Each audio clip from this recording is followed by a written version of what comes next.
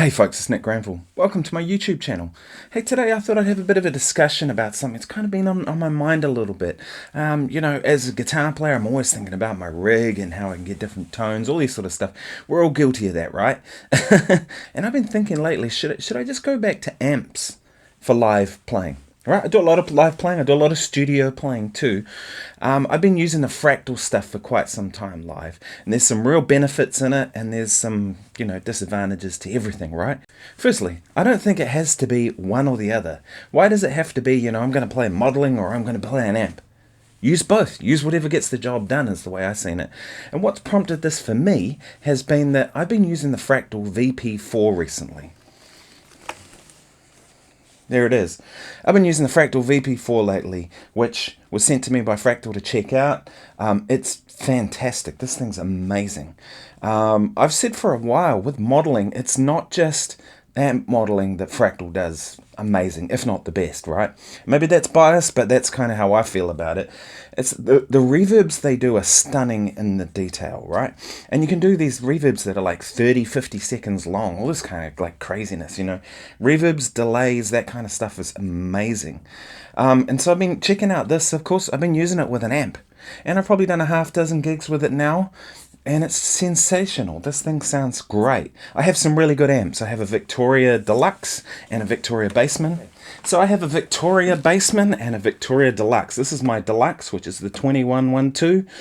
The Bassman is the 45410, 45 watts, 4 10-inch speakers. These amps are as good as it gets, right? And if you like tweed style Fender amps, which I'm a Fender amp guy, that's kind of been my thing.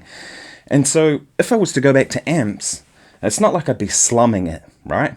And so, but there's some advantages to both. And I think that's kind of one of the things that I want to get into today.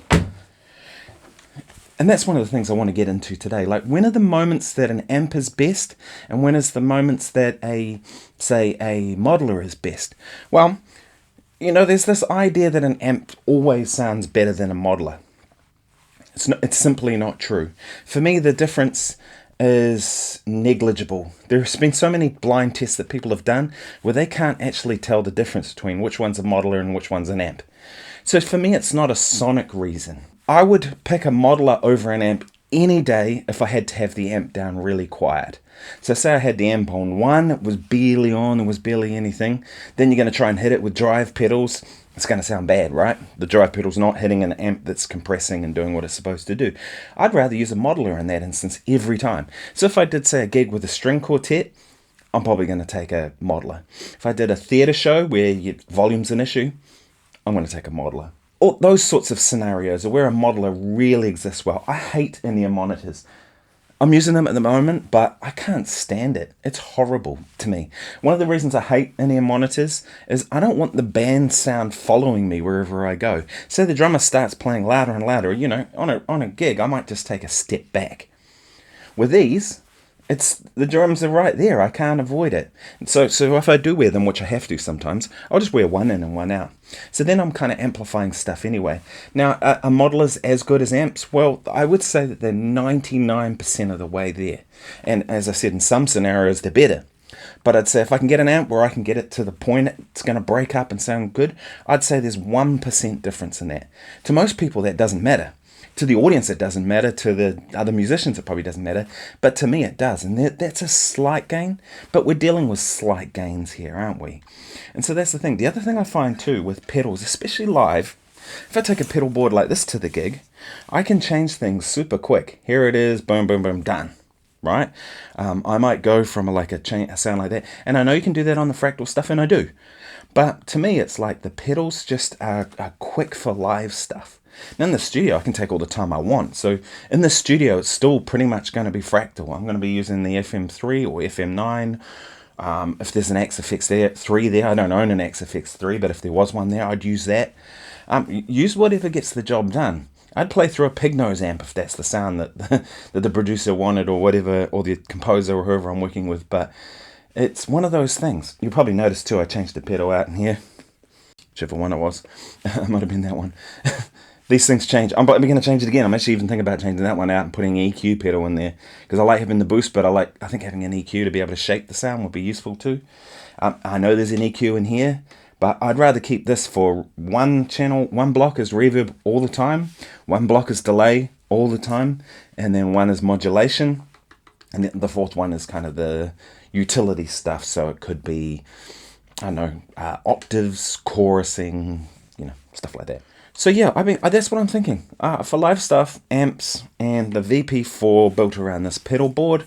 When I can't kind of turn the amp up, then I'm going to use the modeler. For the studio stuff, it's going to be modeler most of the time, unless, there's an amp is required, because use whatever gets the job done, right? And one thing I forgot to mention, that this is for certain, when it comes to touring and I have to go on the road, it's going to be the Fractal FM3 every time. Backline sucks. I'd rather just have gear that I know works and gets the tones I want. So that's going to be when I'll use the Fractal without a doubt. For all these YouTube videos, it's been the FM3 and modelers pretty much always. Because with this microphone here for my voice, I have to have it somewhat close to my amp. I have to have it somewhat close to my mouth to be able to pick up the sound. And if I have an amp in the room, it just distorts this mic. And that becomes a real problem a lot of the time. I have to spend a lot of time trying to edit that out. Sometimes you can't, because there's crossover between when you speak over. It's just, the modeler just makes a lot more sense for YouTube videos. So that's what I'm thinking, and I'm thinking about 2 amps, actually, running my Deluxe and the Bassman side by side. Because I think there's something in that. Because the thing is, like, the Deluxe has more thicker mid-range, and the Bassman has more top end and bottom end. Best of both worlds, right? And blend them. Yeah. Hey, let me know your thoughts. What do you use live? Do you use a modeler or an amp? Do you think modelers are there when it comes to the sounds? I think they are, but what do you think? Let me know in the comments. I like discussing this kind of stuff, and, maybe I can learn something from other people, and hopefully you can learn something from me.